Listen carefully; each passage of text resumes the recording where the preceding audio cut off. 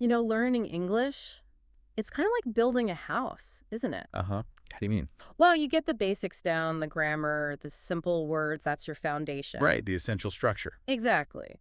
But then to make it really feel, fluent, like a real home, you need the details, the decorations. Okay, I see where you're going. And in English, especially business English, a lot of those decorations are idioms. These phrases that, well, if you just look at the words, they often make zero Oh, sense. definitely. Like, what does over a barrel actually mean, or fire on all cylinders? It's not obvious from the words themselves. Precisely. And idioms, they are, I think, one of the biggest hurdles if you're aiming for real fluency. It's true. The literal meaning, almost never the real meaning. There are these fixed phrases native speakers use constantly. Yeah. And if you don't know them, well, you miss a lot. Yeah, you miss the context, the little nuances. And it's hard to sound natural yourself, isn't it? Absolutely. Getting the hang of idioms is genuinely like unlocking a new level of understanding and confidence. It really is. It's like the difference between just communicating facts and actually participating in conversations, getting jokes, understanding those subtle hints in a business meeting. And that's exactly what we want to do in this deep dive. We've looked at a great collection of business English idioms, a list with clear meanings and examples. Right. And our goal today is really to unpack some of the most common, most useful ones for you, our listener, so you can spot them, understand them, And maybe even start using them. hopefully. We'll break down what they mean, show you how they're used, and talk a bit about why they matter, especially in business. Think of us as your idiom decoders for today, ready to jump in and look at some examples from our source material. Let's do it. Okay, first up, an idiom that describes behavior. Maybe behavior you shouldn't see at work. It's out of line. Out of line, okay? Like stepping over a boundary. Pretty much, yeah.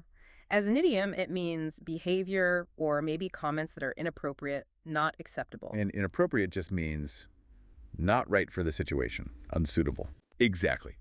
Unsuitable, incorrect for that context, like a meeting or maybe a formal email. It means going beyond what's considered okay, crossing a line. Got it.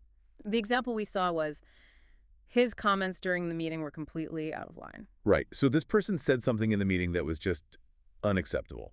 Maybe disrespectful, unprofessional, maybe it broke a rule. So understanding out of line helps you instantly know when someone's actions are being seriously criticized. Yes, it's a very clear signal of disapproval in a professional setting, a definite boundary cross.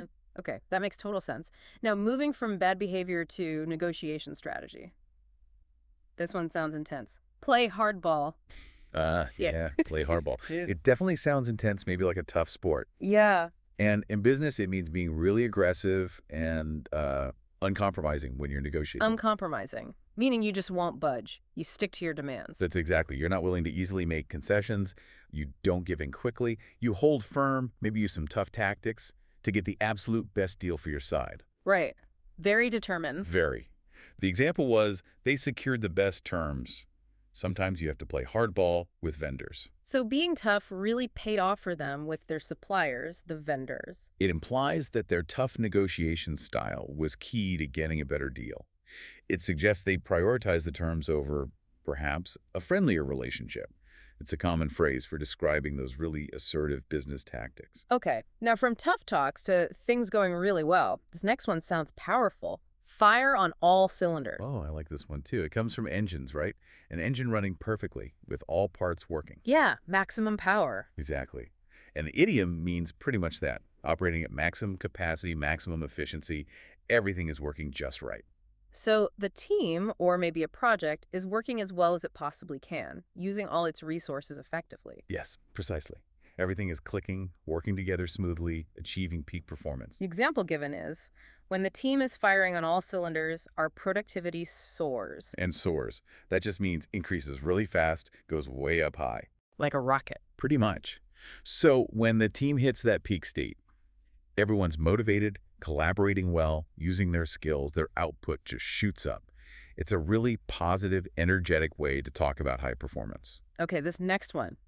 Well, it sounds kind of uncomfortable. Over a barrel. It definitely does.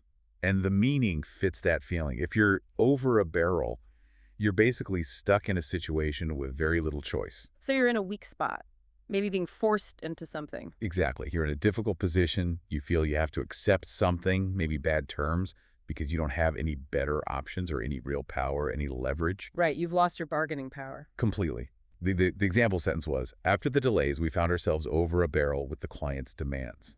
Ah, so the delays weakened their position. Precisely. It suggests the client maybe used those delays to make tough demands. And because it was their fault, they felt they just had to agree they were trapped.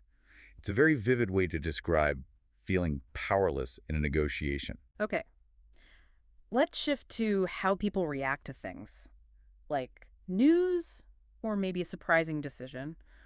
Raise eyebrows.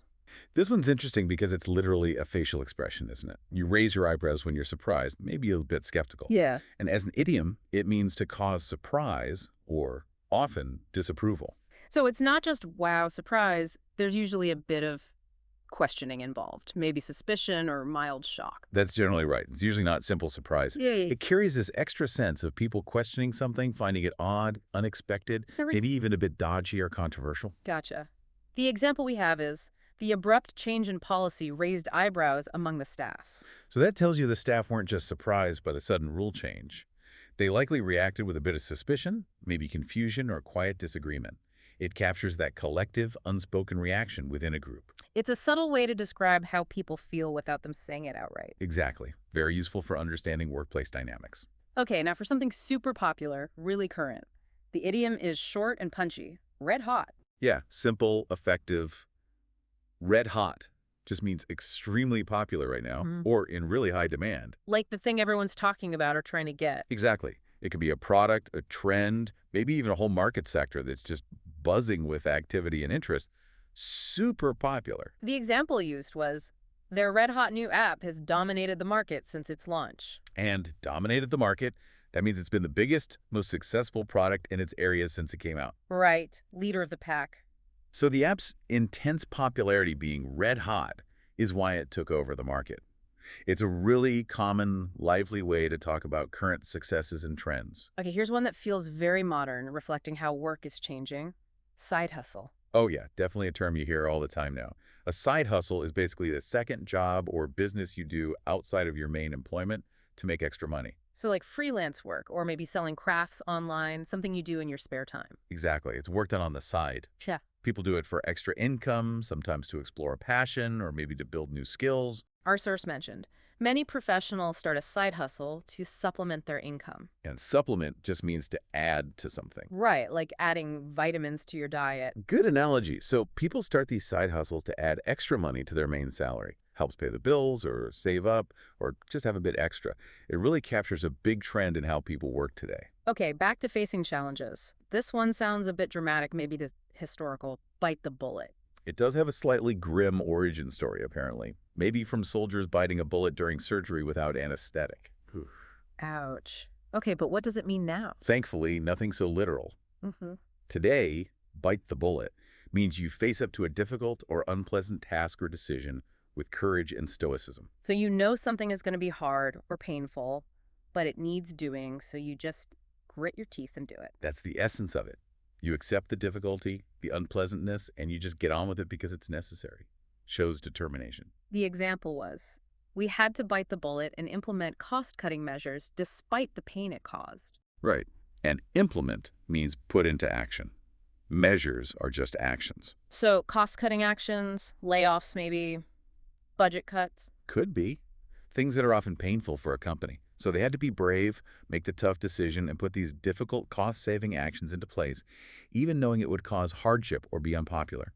It's perfect for describing those necessary but tough leadership calls. All right, let's describe people now. This one's kind of cute. Eager beaver. Yes. It paints a picture, doesn't it? A busy little beaver.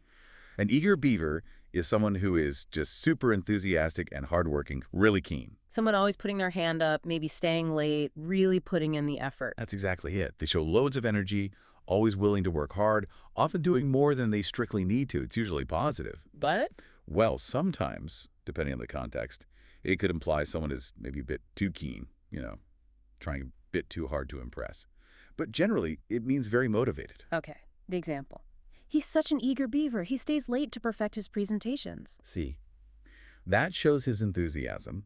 He puts in extra time just because he wants his work to be perfect.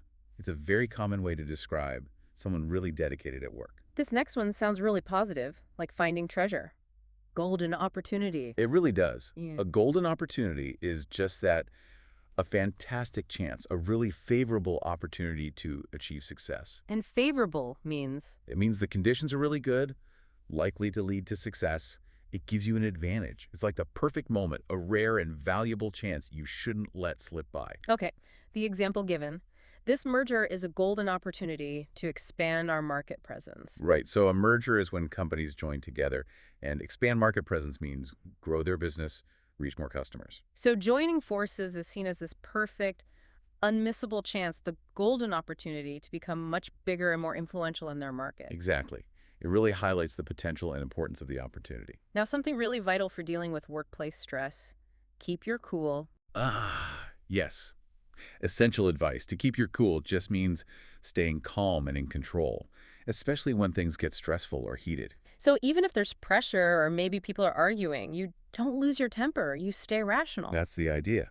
You maintain your composure, manage your emotions, don't let anger or panic take over. It's seen as very professional, a sign of resilience. The example was, even when negotiations got heated, she managed to keep her cool. And heated means intense, emotional, maybe angry. Right. So even in that really tense, difficult situation, she stayed calm and controlled, which, by the way, is often the key to getting a good outcome in tough talks. Definitely a useful skill. Okay, how about new ideas? Thinking differently, out of the box. Classic business speak.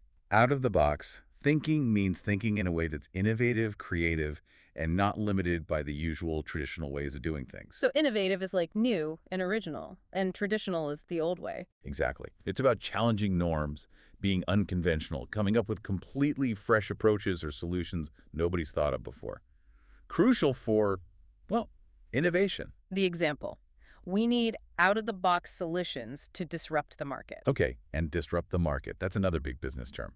It means changing an industry completely, often with a new technology or business model that challenges the existing companies. Like how smartphones disrupted cameras and maps. Perfect example. So they need truly novel, unconventional ideas, out-of-the-box thinking to completely shake up their industry. It's all about creativity and challenging the status quo. This next one started with tech, I think, but you hear it more widely now. Plug and play. That's right. Originally for like a printer, you could just plug into your computer and it worked instantly. No complicated setup. Ah, okay. So now it means anything that's ready to use immediately with very little or no setup needed. Super easy, user-friendly, ready to go straight away. Precisely. It implies simplicity, convenience, efficiency, no fuss. The source example. The new software is designed to be plug and play, minimizing installation time. And minimizing just means making something as small as possible. So the software is so easy, it takes hardly any time to install. You just plug it in and play, metaphorically speaking. Exactly. Saves time, saves effort. Great selling point. Okay, let's talk money, or rather, lots of money. This idiom is very common and quite dramatic. Cost an arm and a leg. Huh. Yes, you hear this one all the time, inside and outside of business. It simply means something is extremely expensive. Like really, really expensive, way more than you think it should be. Yeah, that's the feeling. It's so expensive it feels like a huge personal cost, like losing limbs. It's obviously hyperbole, just emphasizing the very high price. The example was straightforward. The latest software upgrade cost an arm and a leg. Yep, means that upgrade was incredibly pricey. It's a fantastic idiom for expressing that feeling of, wow, that was expensive. Using this one definitely helps you sound more natural in everyday English. Good tip. Okay, last one. And this is important advice, a warning almost.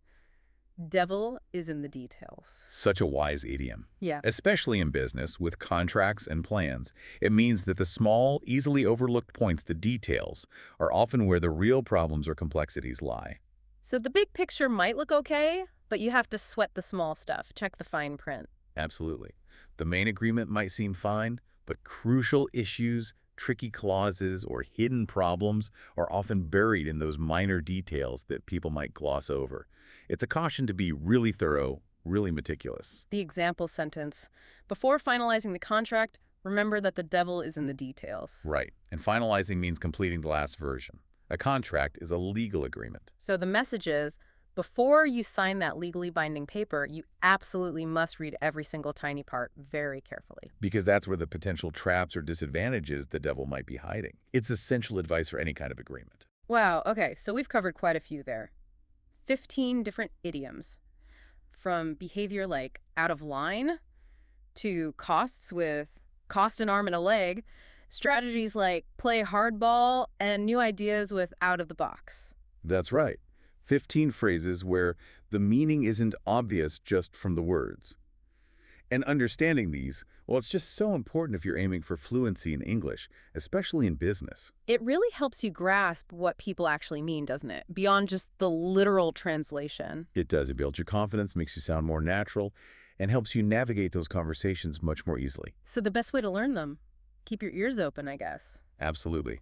Listen for them in meetings, on the news, maybe in podcasts like this one. Notice how native speakers use them. And then maybe try using them yourself when the situation feels right. Exactly. Practice is the only way they really stick. Don't be afraid to try them out. And here's something interesting to think about, something we noticed from the source list. Oh, right.